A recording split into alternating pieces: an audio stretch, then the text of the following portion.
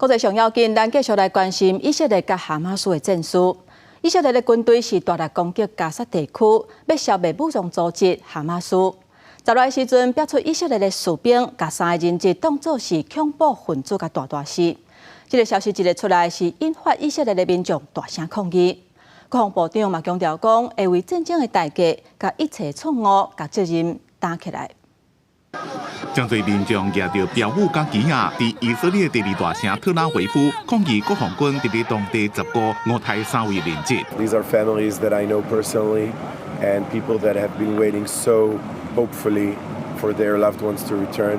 Terrible tragedy, and I think a deal should have been made much earlier, and all those lives of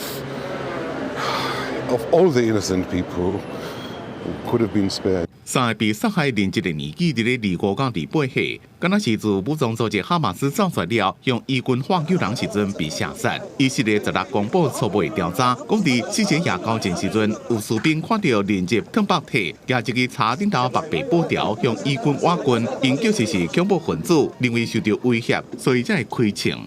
迄当阵有人质用希伯来文化救人，以色列指挥官听到了，赶紧喊停火，不过也是有人开枪，造成这3位人质死亡。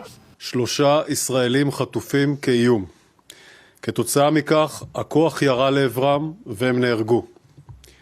לאחר הירי, במהלך סריקה ובדיקה, עלה חשד מיידי לגבי זהות ההרוגים, וגופותיהם הועברו במהירות לבדיקה בארץ, ושם זוהו החטופים.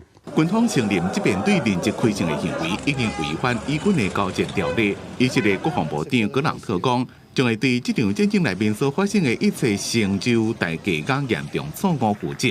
因若误杀人质的消息传出了，将会被释放的人质甲其他人质的家属，也伫特拉维夫大路顶示威，要求政府立即展开人质协议，避免更加侪人牺牲。